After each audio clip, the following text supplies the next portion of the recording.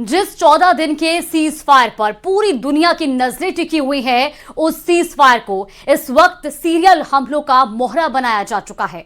Iran ने 2-2 कह दिया कि अमेरिका और इजराइल को यह डबल युद्ध बहुत भारी पड़ने वाला है।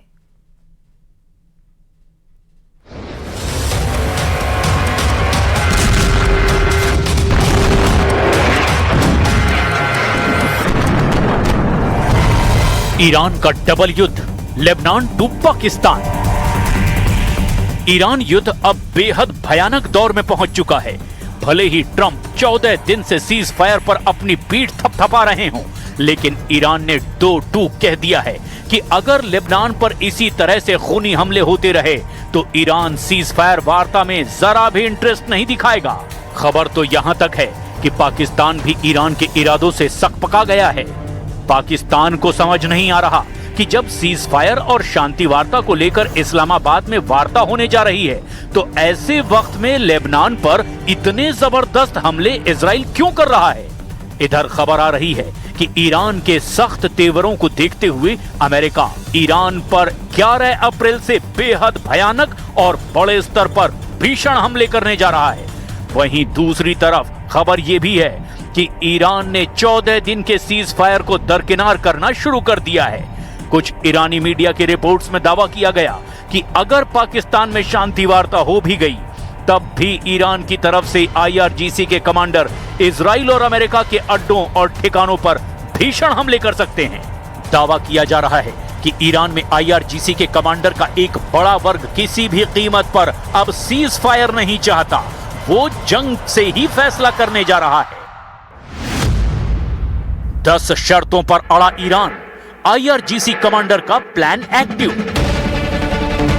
दुनिया पिछले 48 घंटे से ईरान युद्ध का वो दौर देख रही है जहां गद्दारी, धोखा और बारूदी हमले हो रहे हैं। ईरान भी 14 दिन के सीज फायर में वार्ता से ज्यादा बारूदी हमले की तैयारी में जुट गया है। खबर है कि रूस और चीन से बहुत बड़ी मात्रा में मिसाइलों के कलपुर्जे, मिसाइलों का ईंधन, मिसाइलों के लिए नए एडवांस चिप भी पहुंच चुके हैं।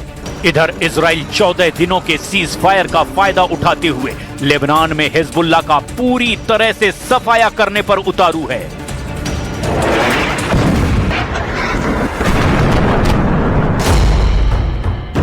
बेरूत, बेका घाटी और पूरे दक्षिणी लेबनान में पिछले 24 घंटे से लगातार इजरायली हमले अमेरिका के इशारों पर हो रहे हैं, जबकि ईरान का साफ कहना है कि सीज फायर में लेबनान में हमला रोकना शामिल था। ऐसे में सीज फायर पर वार्ता पाकिस्तान में कैसे होगी, इसको लेकर सवाल खड़े होने लगे हैं। ईरान के राष्ट्रपति मसूद पजेश्कियन, विदेश मंत्री अब्बास अराक्ची और ईरान की संसद के मुखिया मोहम्मद बगेर गालिबफ भी इजराइल के हमलों से दुविधा में हैं। वहीं दूसरी तरफ ईरान की तरफ से तूफानी मिसाइल और ड्रोन हमले करने वाले कमांडर ने भी 2-2 कह दिया है कि भले ही सीज फायर पर वार्ता हो रही हो, लेकिन IRGC लेबनान में हुए खूनी हमलों का बदला हर हाल में लेगा। ईरान ने 2-2 कह दिया कि वार्ता ईरान की 10 शर्तों पर होगी, ना कि ट्रंप की 15 शर्तों पर। सीज फायर नहीं मानेगा IRGC, ईरान का डबल युद्ध। खुफिया रिपोर्ट के मुताबिक IRGC के फील्ड कमांडरों ने एक नया और खतरनाक बयान जारी किया है। IRGC के इन कमांडरों ने कहा है कि उनकी सैन्य इकाइयां अब स्वतंत्र और स्वायत्त रूप से काम कर रही हैं।